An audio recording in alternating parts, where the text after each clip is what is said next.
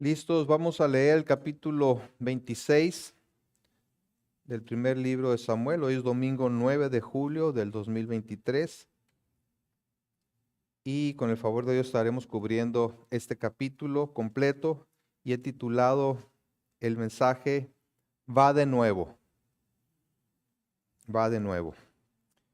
Leemos ahí desde el versículo 1. Dice, vinieron los cifeos a Saúl en Gabá diciendo, ¿no está David escondido en el collado de Aquila al oriente del desierto? Saúl entonces se levantó y descendió al desierto de Zif, llevando consigo 3,000 hombres escogidos de Israel para buscar a David en el desierto de Zif. Y acampó Saúl en el collado de Aquila, que está al oriente del desierto junto al camino. Y estaba David en el desierto y entendió que Saúl le seguía en el desierto. David, por tanto, envió espías y supo con certeza que Saúl había venido. Y se levantó David y vino al sitio donde Saúl había acampado. Y miró David el lugar donde dormían Saúl y Abner, hijo de Ner, general de su ejército. Y estaba Saúl durmiendo en el campamento y el pueblo estaba acampando en derredor de él. Entonces David dijo a Ahimelech, Eteo, y a Abisai, hijo de Sarbia, hermano de Joab, ¿quién descenderá conmigo a Saúl en el campamento? Y dijo Abisai, yo descenderé contigo. David, pues, y Abisai fueron de noche al ejército, y aquí que Saúl estaba tendido durmiendo en el campamento, y su lanza clavada en la tierra a su cabecera, y Abner y el ejército estaban tendidos alrededor de él. Entonces dijo Abisai a David, hoy ha entregado Dios a tu enemigo en tu mano. Ahora pues, déjame que le hiera con la lanza, y lo enclavaré en la tierra de un golpe, y no le daré segundo golpe. Y David respondió a Abisai, no lo mates, no lo mates, porque ¿quién extenderá su mano contra el ungido de Jehová y será inocente? Dijo además David, vive Jehová, que si Jehová no lo hiriere, o su día llegue para que muera, o descendiendo en batalla perezca, guárdeme Jehová de extender mi mano contra el ungido de Jehová. Pero toma ahora la lanza que está a su cabecera y la vasija de agua y vámonos. Se llevó pues David la lanza y la vasija de agua de la cabecera de Saúl y se fueron. Y no hubo nadie que viese, ni entendiese, ni velase, pues todos dormían, porque un profundo sueño enviado de Jehová había caído sobre ellos. Entonces pasó David al lado opuesto y se puso en la cumbre del monte a lo lejos, habiendo gran distancia entre ellos.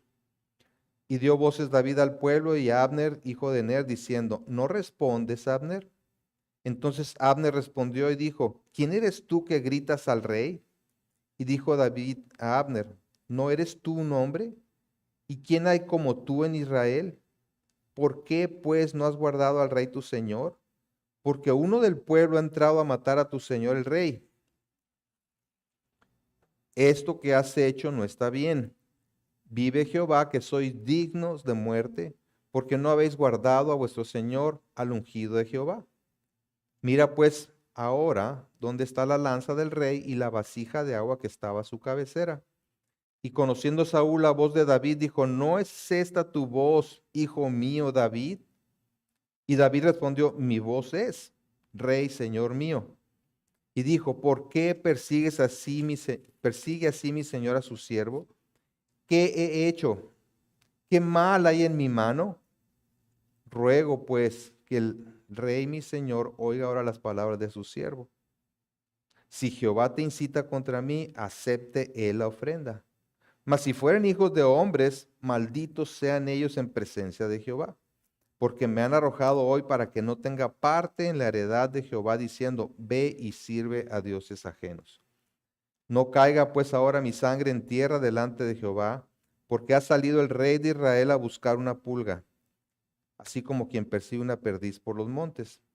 Entonces dijo Saúl, he pecado, vuélvete, hijo mío David, que ningún mal te haré más, porque mi vida ha sido estimada preciosa hoy a tus ojos. He aquí, yo he hecho neciamente y he errado en gran manera. Y David respondió y dijo, he aquí la lanza del rey. Pase acá uno de los criados y tómela. y Jehová pague a cada uno su justicia y su lealtad, pues Jehová te había entregado hoy en mi mano, mas yo no quise extender mi mano contra el ungido de Jehová. Y he aquí, como tu vida ha sido estimada preciosa hoy a mis ojos, así sea mi vida a los ojos de Jehová y me libre de toda aflicción. Y Saúl dijo a David: bendito eres tú, hijo mío David, sin duda emprenderás tú cosas grandes y prevalecerás. Entonces David se fue por su camino y Saúl se volvió a su lugar. Oremos. Amado Padre, nuevamente venimos delante de ti reconociendo nuestra gran necesidad de tu ayuda. Clamamos, Señor, para que sea tu Espíritu Santo el que nos muestre tu palabra, nos enseñe, nos instruya, nos corrija. Que a través de ella, Señor, podamos ser transformados. Que haya salvación también a través de la exposición de tu evangelio, Señor. Te lo rogamos todo esto en Cristo Jesús. Amén.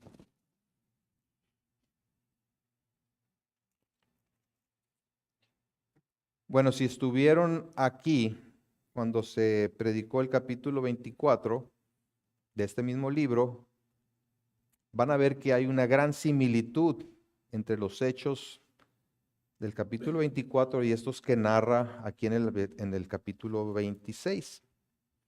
En aquel entonces, David perdona la vida de Saúl cuando éste lo perseguía. ¿Se acuerdan? Entra a la cueva, David está dentro de la cueva y pudo haberlo matado, ¿no? Pero decidió no hacerlo. Y después de eso parecería, o todo indicaba, que Saúl desistiría en su intento por atraparlo y matarlo. Sus palabras al final del capítulo 24 nos hacen pensar eso. Si vamos al 24, al final, al versículo 16, dice: y aconteció que cuando David acabó de decir estas palabras a Saúl, Saúl dijo, 24:16,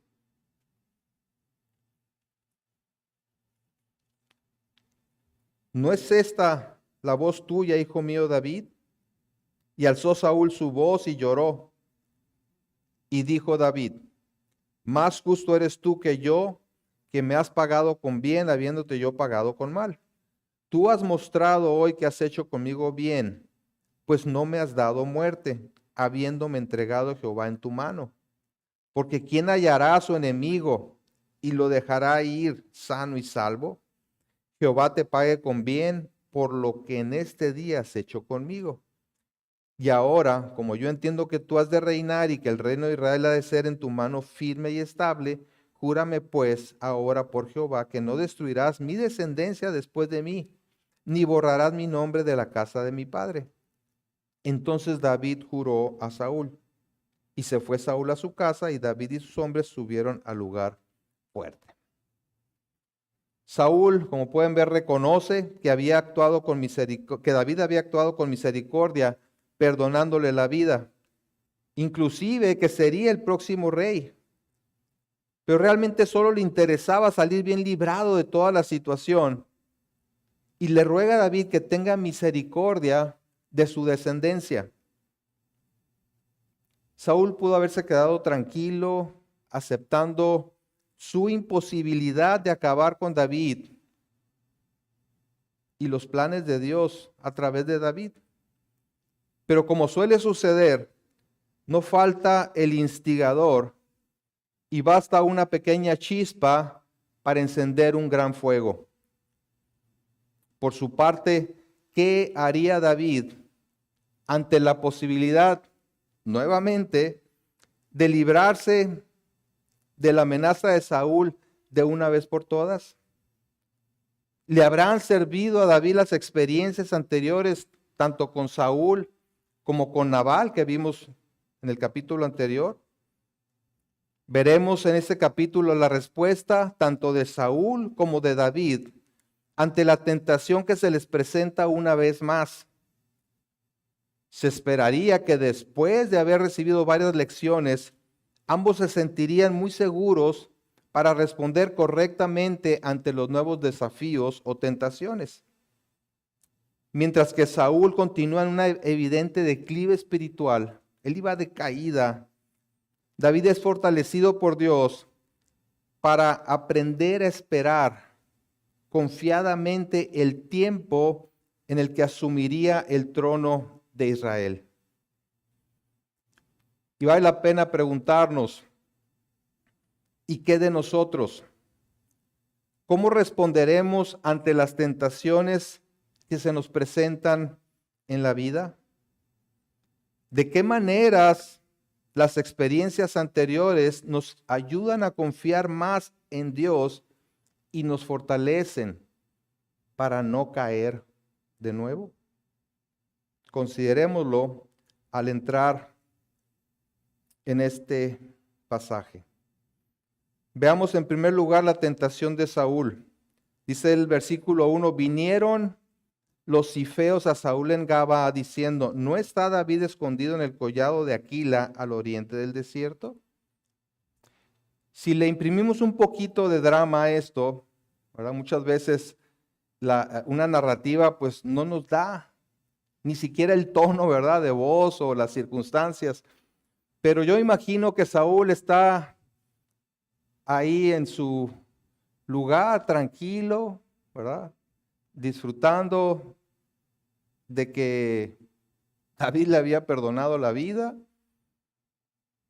esperando no sé qué, tal vez el día de su muerte o que le llegara el cheque, no sé.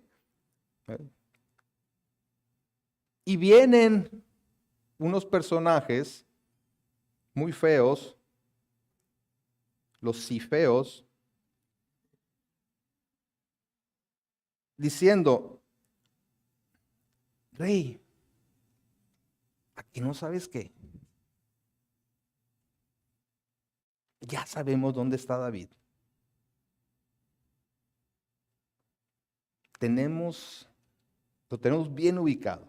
Tenemos el lugar preciso donde está David y sus hombres. Y aquel hombre que ya estaba aplacado aparentemente, convencido de que David sería el próximo rey, pues escucha esas palabras de estos hombres, los cifeos, que son los mismos que le habían revelado también la ubicación de Saúl en el capítulo 23. Es decir, la tentación tocó a la puerta de Saúl y Saúl no resistió, revelando así que en realidad seguía deseando la muerte de David para preservar el reino para él y su descendencia y por los celos que le tenía a David. No importaba en ese momento que David le hubiese perdonado la vida mostrando misericordia y gran respeto por la investidura del rey. Bastó, como dije en la introducción, una chispa para avivar el fuego en la vida de Saúl. Y eso es lo que hace el tentador. Y eso es lo que hace el diablo y a través de sus emisarios a las personas para que pequen. Tocar cuerdas sensibles. Ponernos en circunstancias donde vamos a ser probados a ver si realmente estamos creyéndole a Dios, si realmente nos hemos arrepentido, si realmente hemos abandonado nuestra rebelión. Así que vemos en el versículo 2 la respuesta de Saúl. Dice entonces se levantó y descendió al desierto de Zif, llevando consigo 3,000 hombres escogidos de Israel para buscar a David en el desierto de Zif. Con un gran ejército de hombres selectos, hombres de guerra, Saúl emprende la búsqueda de David en el desierto de Zif. Y como que David, cuando se entera, no podía creer que Saúl insistiera en perseguirlo y fue a cerciorarse de aquello que había escuchado. Versículo 3 dice, y acampó Saúl en el collado de Aquila, que está al oriente del desierto junto al camino. Y estaba David en el desierto y entendió que Saúl le seguía en el desierto. David, por tanto, envió espías y supo con certeza que Saúl había venido. Es decir, David pudo constatar que Saúl había venido y no estaba de día de campo. ¿Sí? Venía con 3,000 hombres, bien armados, dispuestos a acabar con él. A diferencia de la otra ocasión en el capítulo 24, aquí David no espera a que Saúl lo encuentre, sino que toma la iniciativa y observa desde un lugar distante qué tan bien protegido estaba Saúl. Versículo 5 dice, y se levantó David y vino al sitio donde Saúl había acampado, y miró David el lugar donde dormían Saúl y Abner, hijo de Ner, general de su ejército. Y estaba Saúl durmiendo en el campamento, y el pueblo estaba acampado alrededor de él. Entonces David dijo a Ahimelech Eteo y a Abisai, hijo de Sarbia, hermano de Joab, ¿quién descenderá conmigo a Saúl en el campamento? Y dijo Abisai, yo descenderé contigo. David pues y Abisai fueron de noche al ejército, y aquí que Saúl estaba tendido, durmiendo en el campamento, y su lanza clavada en la tierra a su cabecera. Y Abner y el ejército estaban tendidos alrededor de él.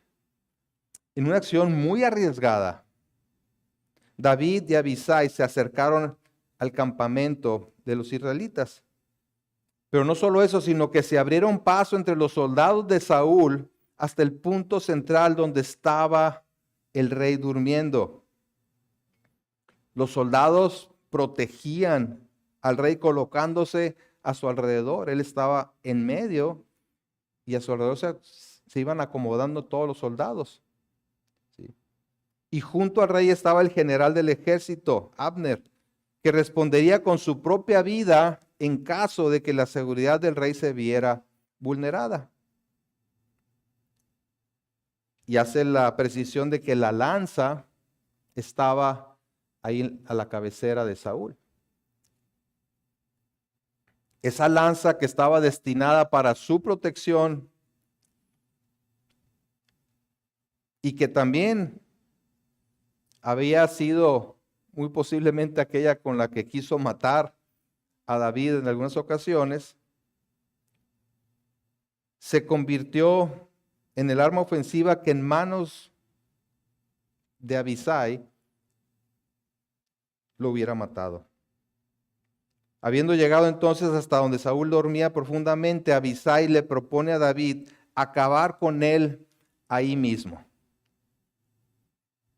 Y aquí es donde viene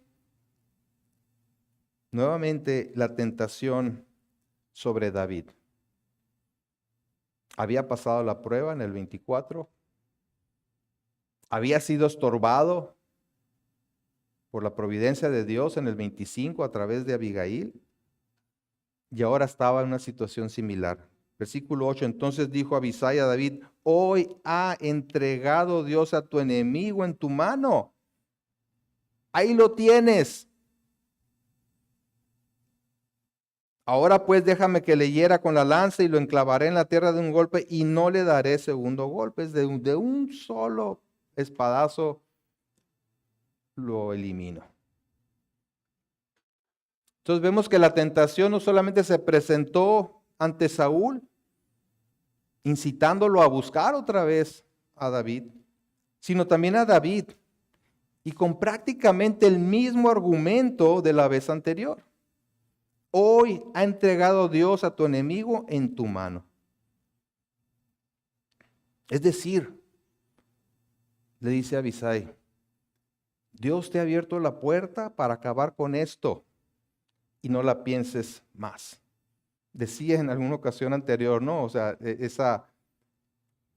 esa idea que hay entre algunos cristianos de puertas abiertas y puertas cerradas, tomar decisiones en base a eso, aquí se cae completamente, ¿no? Es que Dios te abrió la puerta, o Dios me abrió la puerta para esto. Sí. Y muchas veces esa puerta abierta implica pecar para poder tomar ese camino. Y otras veces no. Puede ser lícito, pero no necesariamente conviene. ¿Ok? Bueno, pues ahí tiene ahora sí que la mesa puesta para acabar nuevamente con aquel que lo perseguía. No olvidemos, David era el perseguido. A diferencia de la vez anterior que los siervos de David le incitaron a matar a Saúl, en esta ocasión su sobrino Abisai le propone matarlo él mismo. Lo único que necesitaba era la autorización de David. Y de esta manera, David podía alegar que no fue él quien mató a Saúl, sino su siervo. Alguien se estaba poniendo en su lugar para decir, dame chance, yo lo acabo, ¿verdad? La propuesta de Abisai parecía buena. Pero veamos la respuesta de David, que por cierto responde de nuevo con prudencia y temor de Dios. Versículo 9, y David respondió a Abisai, no le mates, porque ¿quién extenderá su mano contra el ungido de Jehová y será inocente? Es decir, David no cayó en la tentación, pues sabía que tan solo autorizar el asesinato lo hacía culpable a él. Dice el proverbio no bíblico, ¿verdad? Que tanto peca el que mata a la vaca como el que le amarra la pata, ¿verdad? Nuevamente, demostrando un verdadero temor de Dios y una gran convicción, David deja las cosas en manos del Señor, reconociendo que solo a Él le corresponde determinar el tiempo y la forma para la muerte de Saúl. ¿Sí? En el versículo 10 dice, dijo además David, vive Jehová, que si Jehová no lo hiriere, o su día llegue para que muera, o descendiendo en batalla perezca, guárdeme Jehová de extender mi mano contra el ungido de Jehová. Pero toma ahora la lanza que está a su cabecera y la vasija de agua y vámonos. David pone su confianza en el Señor, reconociendo su voluntad soberana. Puede ser, argumenta David, que a Saúl lo hiera Dios mismo como a Nabal. Recuerdan, ¿verdad? Que a Nabal, 10 días después de que su mujer le anunció lo que había sucedido, murió. Y murió de parte de Dios. O que muera en su vejez, dice David. O que lo maten durante una batalla, lo que eventualmente sucedió. Es decir, solo a Dios le corresponde el tiempo y la forma en que Saúl va a morir y por lo tanto yo asumiré el trono. Parece que algo había aprendido David del incidente de Nabal y su confianza en Dios se fortalecía. Asimismo, las situaciones difíciles que enfrentamos como cristianos deben ayudarnos a reforzar nuestra confianza en el Señor. De ahí que Santiago diga en el capítulo 1 de Santiago, versículo 2, hermanos míos, tener por sumo gozo cuando os halléis en diversas pruebas, sabiendo que la prueba de vuestra fe produce paciencia, mas tenga la paciencia su obra completa para que seáis perfectos y cabales sin que os falte cosa alguna. Cuando la fe es probada, el resultado es, o al menos debería ser, una mayor paciencia, entendida aquí como constancia o perseverancia.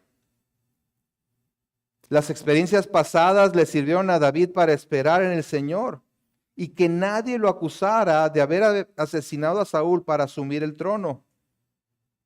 Lo que David más temía era el pecado, pues le preocupaba su inocencia más que su seguridad, y por lo tanto decidió esperar el tiempo de Dios para llegar a ocupar el trono. Ahora, no sé si se han preguntado cómo es que David y Abisai pudieron llegar hasta Saúl sin ser detectados.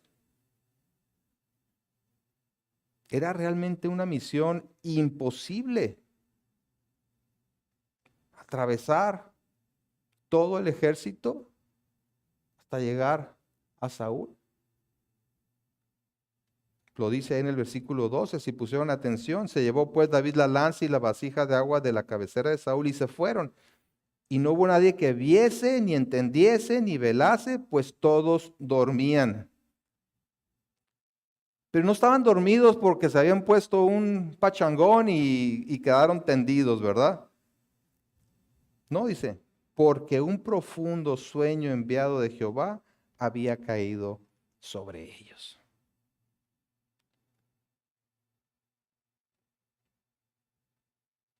Tenía que suceder algo sobrenatural para que esto se diera. Y así fue.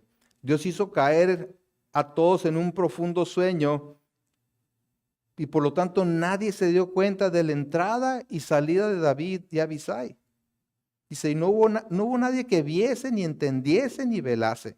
Estaban todos anestesiados, fuera completamente de sí. Y esa fue la obra divina. Vemos por un lado el trato de Dios con el soberbio.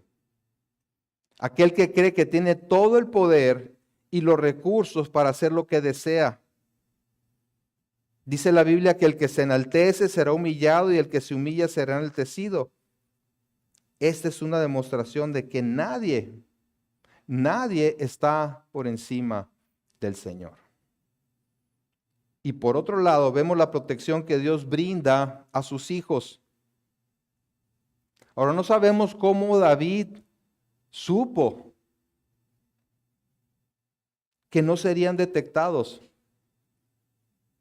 Ciertamente fue muy arrojado, muy valiente.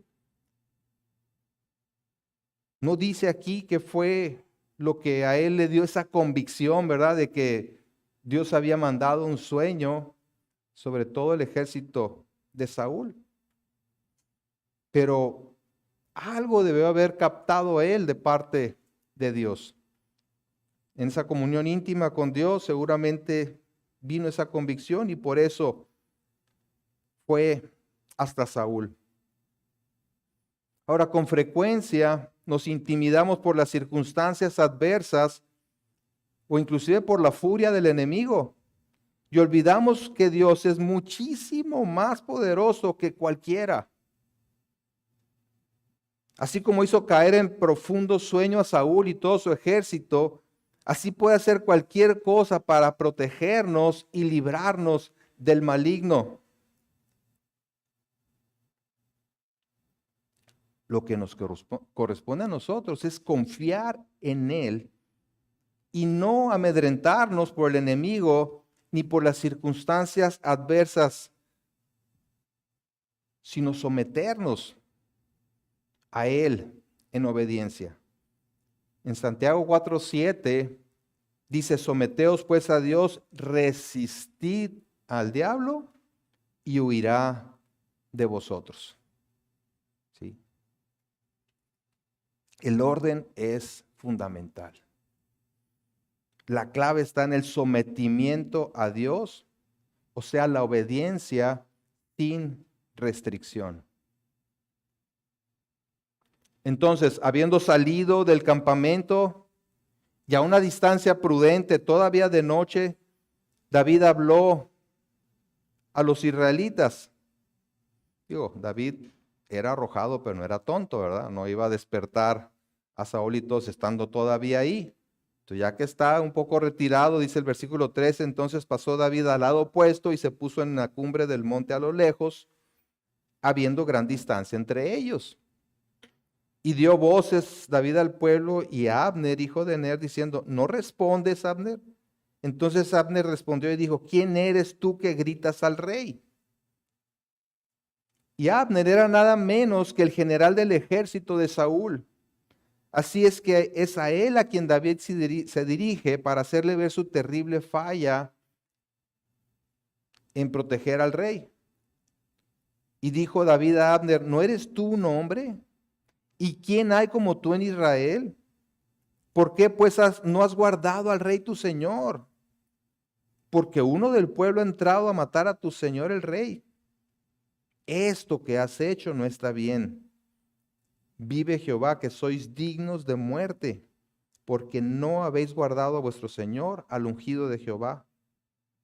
Mira pues ahora dónde está la lanza del rey y la vasija de agua que estaba a su cabecera. Qué irónico, ¿no?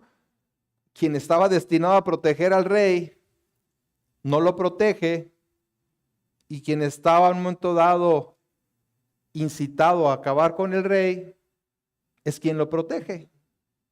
¿Sí? David. Entonces, por un lado, David le hace ver a Abner su terrible falla de proteger al rey, pero al mismo tiempo le manda un mensaje a Saúl, haciéndole ver que no hay nada que el ser humano pueda hacer para estar completamente protegido. Saúl no estaba completamente protegido como creía estar. Ya lo había demostrado anteriormente. Y pudo haber dicho, pues fue casualidad, ¿verdad? Que de todas las cuevas entré a esa y ahí estaba David. Fue una casualidad. Aquí estaba la demostración de que no era ninguna casualidad. Dios enviando un profundo sueño a todo su ejército para que David pudiera entrar sin mayor problema. Dice el Salmo 127:1, si Jehová no edificare la casa, en vano trabajan los que la edifican. Si Jehová no guardare la ciudad, en vano vela la guardia. Entonces, ¿quién es nuestro protector? ¿Sí? ¿En dónde está nuestra seguridad? ¿En nuestros recursos? ¿En las rejas de nuestra casa? ¿En la alarma? ¿En nuestra sabiduría? ¿En dónde está? Si el Señor no guarda la ciudad, en vano vela la guardia. La realidad es que el único lugar completamente seguro es bajo la protección de Dios. Salmo 91, si quieren ir ahí, Salmo 91, lo expresa de una manera preciosa.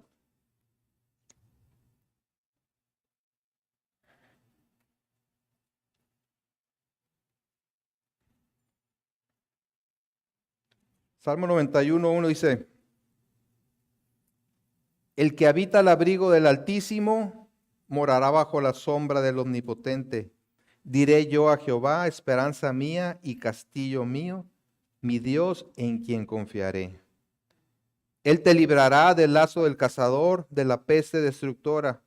Con sus plumas te cubrirá y debajo de sus alas estarás seguro. Escudo y adarga es su verdad. No temerás el terror nocturno, ni saeta que vuele de día, ni pestilencia que ande en oscuridad, ni mortandad que en medio del día destruya. Y ahí le siguen después en su tiempo. Ante las palabras de David, no es Abner, sino Saúl quien responde en el versículo 17. Y conociendo Saúl la voz de David, dijo, ¿no es esta tu voz, hijo mío David? Entonces David responde argumentando su inocencia y mostrando gran respeto hacia Saúl. dirigiéndose a él como Señor mío y mi Señor. Fíjense el versículo, la segunda parte del versículo 17 y el 18. Y David respondió, mi voz es, Rey, Señor mío. Y dijo, ¿por qué me persigue así mi Señor a su siervo? ¿Qué he hecho? ¿Qué mal hay en mi mano? Ruego pues que el rey mi señor oiga ahora las palabras de su siervo. Si Jehová te incita contra mí, acepte él la ofrenda. Mas si fueren hijos de hombres, malditos sean ellos en presencia de Jehová. David cuestiona a Saúl nuevamente la razón de la persecución y su insistencia en matarlo. Dice, ¿a quién estás escuchando, Saúl? ¿Crees que estás escuchando la voz de Dios? ¿Es Dios quien te está incitando a perseguirme? Si es así, si me persigues por una causa justa de parte de Dios, entonces que Dios acepte un sacrificio. Es decir, resolvamos esto a la manera de Dios y presentemos o presentémonos delante de Él por medio de un sacrificio. Pero si se trata de hombres a los que tú estás escuchando, entonces que Dios los maldiga a ellos. Porque mira lo que han hecho. Versículo 19, la segunda parte, porque me han arrojado hoy para que no tenga parte en la heredad de Jehová, diciendo, ve y sirve a dioses ajenos. Ser expulsado de la tierra del Señor equivalía a ser expulsado de la propia presencia del Señor y por lo tanto ponerlo al servicio de dioses paganos. ¿Y qué justificación posible podría tener Saúl para este mal? Entonces David apela a la compasión, si es que tenía alguna todavía, a la compasión de Saúl. Y le dice en el versículo 20, no caiga pues ahora mi sangre en tierra delante de Jehová, porque ha salido el rey de Israel a buscar una pulga, así como quien persigue una perdiz por los montes. Es decir, ¿debo morir en tierra extranjera? ¿Lejos de la presencia del Señor? Vemos aquí la sabiduría, la prudencia, el tacto, ¿verdad? Con la que David habla, poniéndolo a pensar en cuáles son las voces que está escuchando.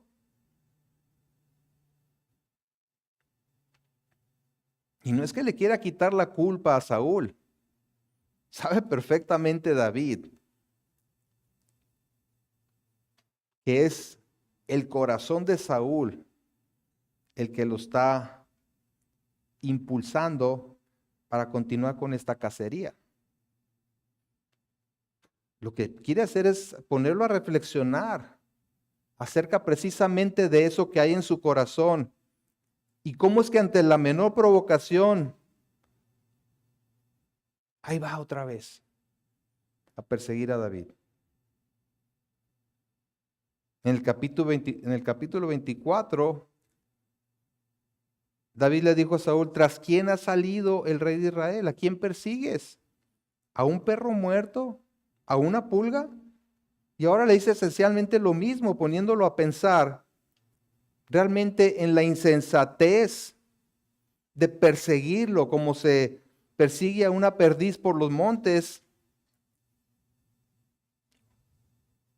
o como que trata de atrapar a una pulga. Y no es tanto que David afirmara ser una persona insignificante, sino una amenaza insignificante para Saúl. No soy una amenaza para ti, Saúl.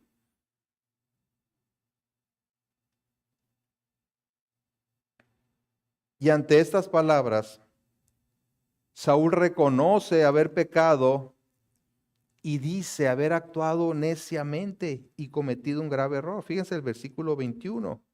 Entonces dijo Saúl, he pecado. Vuélvete, hijo mío David, que ningún mal te haré más. porque mi vida ha sido estimada preciosa hoy a tus ojos. He aquí, yo he hecho neciamente y he errado en gran manera. Saúl pide a David regresar y le asegura que no le hará ningún mal. Y si se fijan, las palabras dichas por Saúl parecen expresar un genuino arrepentimiento. Dice, he pecado. Es decir, he violado la ley de Dios. Al decir he pecado, estaba reconociendo que había actuado en contra de la voluntad de Dios. He hecho neciamente. Es decir, he actuado como un naval, un necio. He errado en gran manera. He cometido un grave error. Y número 4, ningún mal te haré más. Ven, ya que no te haré mal de nuevo. Denota la intención de no volver a hacerlo. Y todos estos son elementos de la expresión del arrepentimiento. Pero, ¿era suficiente esto para que David se entregara y regresara con Saúl? ¿Acaso no le había prometido lo mismo anteriormente? ¿Debía confiar en las palabras de Saúl? Veremos en el desenlace que David no regresó con Saúl. No podía confiar en Saúl, ya que no había demostrado ser confiable en el pasado. ¿Pero acaso no merecía Saúl otra oportunidad? Pues tal vez, pero solo el tiempo diría si realmente se había arrepentido. O era una vez más de dientes para afuera, derramando lágrimas de cocodrilo, como se dice comúnmente. Solo el tiempo y las acciones y actitudes de Saúl determinarían si realmente estaba arrepentido y era de confiar. Así que David le hace saber a Saúl que no quiere más promesas de hombre y que mejor dejen las cosas en las manos de Dios, quien dará a cada uno según le corresponda. Versículo 22, y David respondió y dijo, he aquí la lanza del rey, pase acá uno de los criados y tómela, y Jehová pague a cada uno su justicia y su lealtad, pues Jehová te había entregado hoy en mi mano, mas yo no quise extender mi mano contra el ungido de Jehová. En primer lugar le dice, Saúl, ¿ves esta lanza? ¿Ves este jarrón de agua? ¿Dónde estaban? Es con esta misma lanza que te pude haber matado. En segundo lugar, la convicción de David era reforzada al enfrentar de nuevo la tentación y ser librado de caer en pecado. Al parecer había entendido la lección en el caso de Nabal y la oportuna intercesión de Abigail de parte de Dios. Y entiende que la retribución es de Dios, tanto por hacer lo bueno como por hacer lo malo. A fin de cuentas, Dios hará justicia. Y en este caso, él sabe que actuó con justicia y lealtad a Dios. Y aquí el concepto de justicia se refiere a una vida justa en el sentido de actuar con rectitud. Y lealtad se refiere a conducirse con fidelidad a Dios. David no quiso adelantarse a los tiempos, David no quiso tomar la justicia por su propia mano, sino que actuó con rectitud y con fidelidad a Dios. Después de todo, Saúl seguía siendo el rey. Y en tercer lugar, David ruega a Dios que lo proteja y libre de toda aflicción. Vean el versículo 24. Y he aquí, como tu vida ha sido estimada preciosa hoy a mis ojos, así sea mi vida a los ojos de Jehová y me libre de toda aflicción. Señor, tú eres el único que realmente me puede proteger. Te ruego que lo hagas. Ante la gran humillación recibida, Saúl solo tiene palabras de bendición para David y le dice en el versículo 25, y Saúl dijo a David, bendito eres tú, hijo mío David, sin duda emprenderás tú cosas grandes y prevalecerás.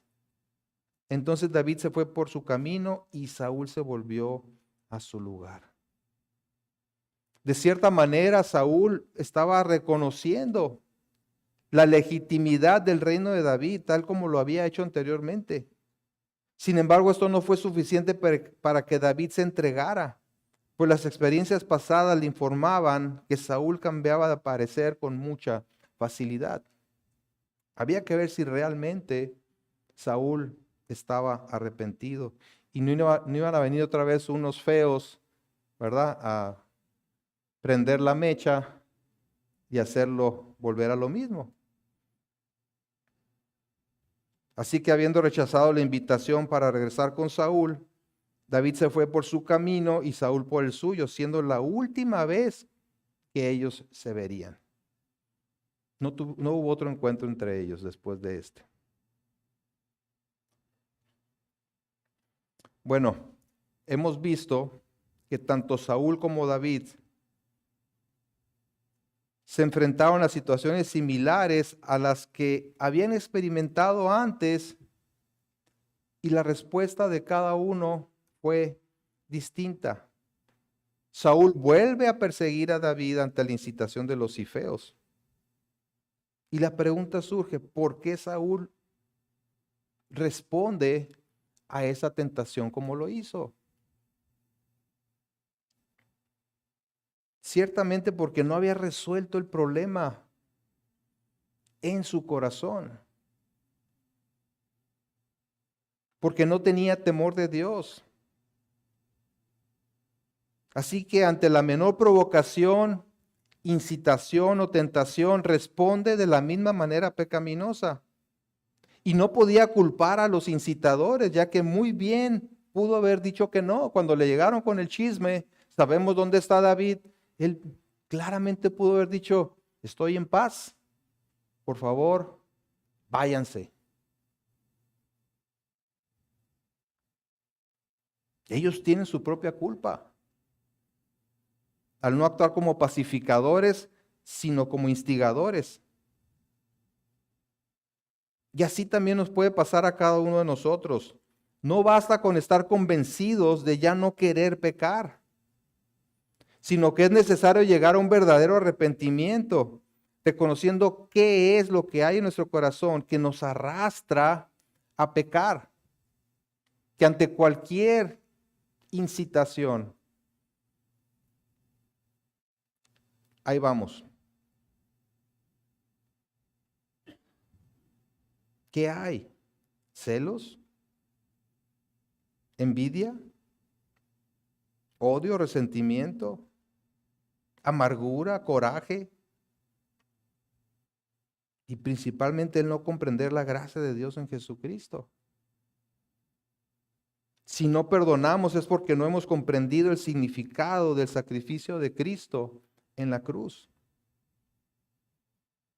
Entonces el genuino arrepentimiento no consiste solamente en decir las palabras correctas, sino en un cambio evidente de rumbo. ¿Sí? ¿Está bien decir he pecado? Necesario reconocer que hemos pecado contra Dios primeramente.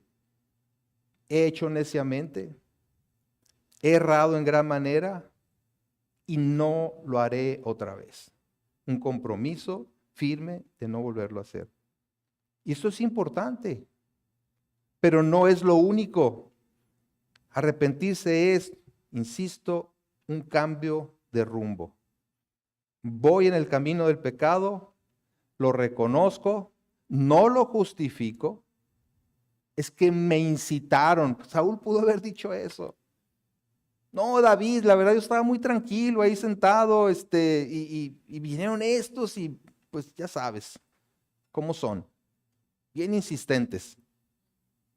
Ujú. Él no tenía por qué haberlo hecho. No se trata de justificarlo. Entonces lo reconozco, lo confieso ante Dios y a quienes haya ofendido y me dirijo por el camino de la voluntad de Dios. Es un cambio de rumbo. Voy en el camino del pecado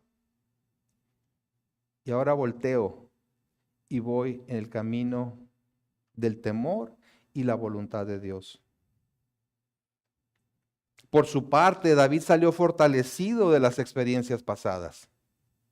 Recuerden, en el 24 tuvo la oportunidad de matar a Saúl, no lo hizo y hasta cierto punto se envaneció un poco, al grado que en el 25, ante la provocación de Nabal, pues ahí va, dispuesto a matar a Nabal y todos sus hombres, ¿no?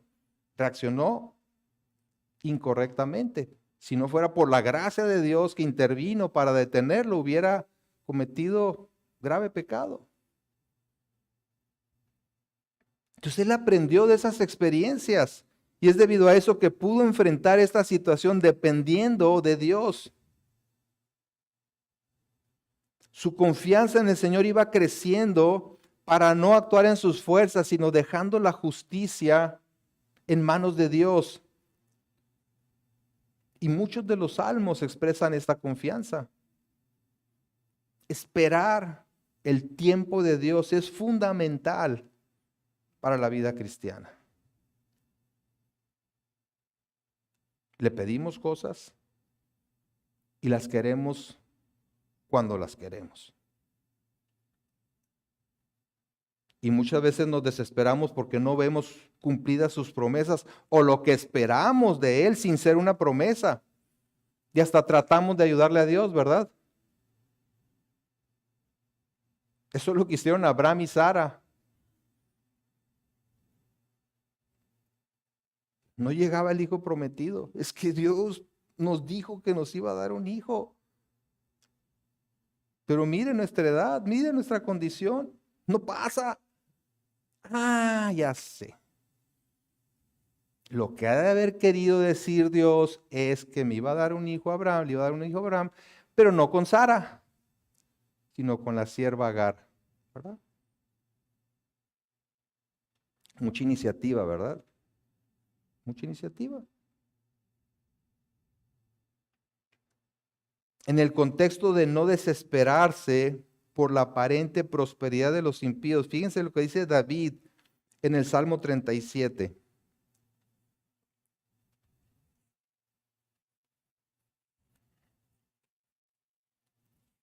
Está meditando porque ve que los impíos parecen prosperar, que las cosas les salen bien, no les pasa nada.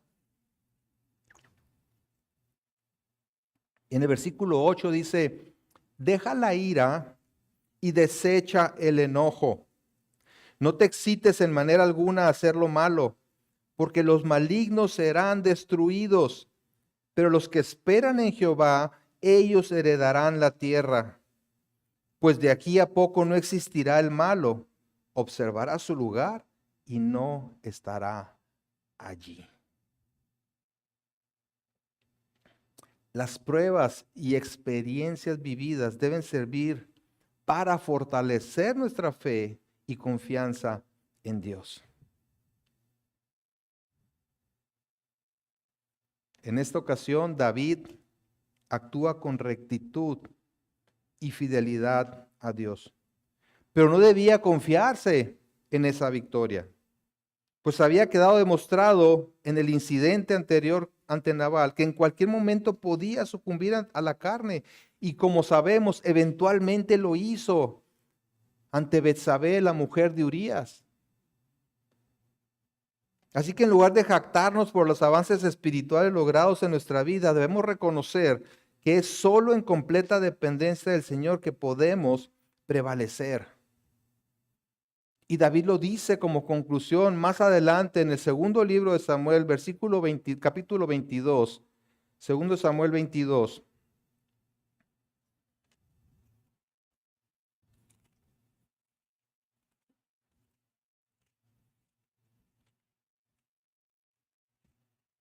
En el versículo 1 dice, habló David a Jehová las palabras de este cántico.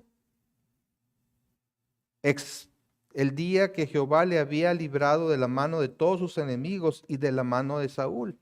Dijo, Jehová es mi roca y mi fortaleza y mi libertador. Dios mío, fortaleza mía, en él confiaré. Mi escudo y el fuerte de mi salvación, mi alto refugio. Salvador mío, de violencia me libraste. Invocaré a Jehová, quien es digno de ser alabado, y seré salvo de mis enemigos. Es el resultado de haber vivido esas experiencias, pero haber meditado en ellas y reconocido que no se trataba de él, sino de Dios. De Dios.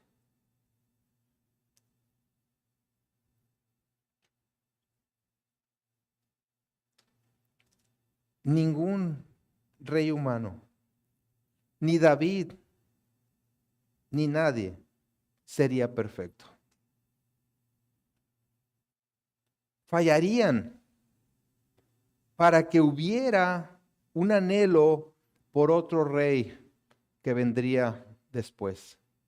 En Jeremías 23:5 dice, aquí que vienen días, dice Jehová, en que levantaré a David de nuevo justo y reinará como rey, el cual será dichoso y hará juicio y justicia en la tierra.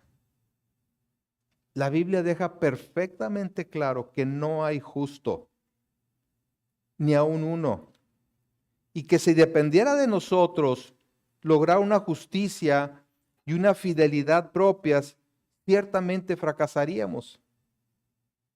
Pero es por la gracia de Dios, la justicia de Jesucristo es concedida a aquellos que están unidos a Cristo por la fe. En su carta a los Romanos, Pablo ha estado en los primeros capítulos escribiendo acerca de cómo el mundo entero es responsable ante Dios y que por las obras de la ley, es decir, por nuestros esfuerzos, por nuestro cumplimiento, ninguno de nosotros será justificado ante sus ojos. Pues entre más conocemos la ley de Dios, más conscientes somos de nuestra incapacidad para cumplir con ella. Entonces, ¿quiere decir que esto quiere decir que no hay esperanza? Pues gracias a Dios sí la hay. Pero por la gracia de Dios, en el único, verdaderamente justo y fiel, el Señor Jesucristo. En Romanos 3:21, si vamos ahí, con esto terminamos.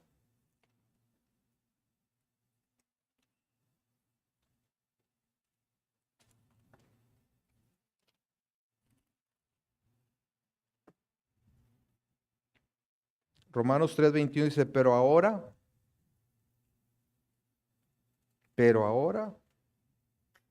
aparte de la ley se ha manifestado la justicia de Dios, testificada por la ley y por los profetas.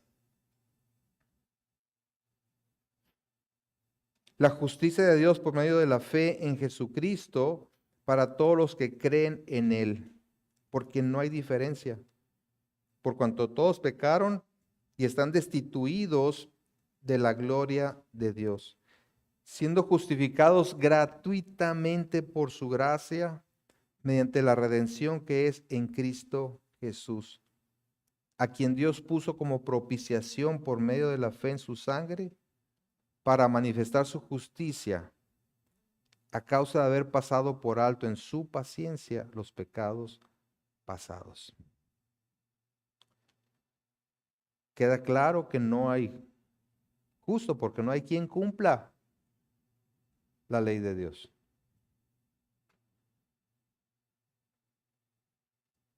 Pero sí hay un justo. La única y verdadera justicia es la que Cristo nos imparte si ponemos nuestra fe en Él como nuestro Salvador y Señor. Él sí vivió una vida recta y en esa condición fue a la cruz para expiar los pecados de todo aquel que en Él crea. Es en Él en quien se cumple lo que David dice, una vida de rectitud y fidelidad a Dios. Y es en esa justicia, en esa rectitud de Cristo y en su fidelidad que nosotros podemos descansar. Es en Él que podemos ser fortalecidos para vivir de acuerdo a la voluntad de Dios. Oremos, amado Padre, gracias nuevamente por este tiempo, por la posibilidad, Señor, de reconocerte a través de someternos a ti en una oración dependiente de ti, expresarte con nuestra boca y a través de los cantos quién eres tú, Señor, y lo que has hecho y continúas haciendo en nosotros. Y por mostrarnos a través de tu palabra que tú eres misericordioso, que tú eres justo y que tu amor, Señor, excede todo aquello que podamos imaginar. Gracias, gracias por tu palabra, Señor, que viene a ser un refrigerio a nuestra alma, que viene a mostrarnos realmente nuestra condición e impulsarnos a Cristo y a depender de tu gracia, Señor, en todo momento. Te bendecimos por ello, Señor, y a ti damos la gloria hoy y siempre. Amén.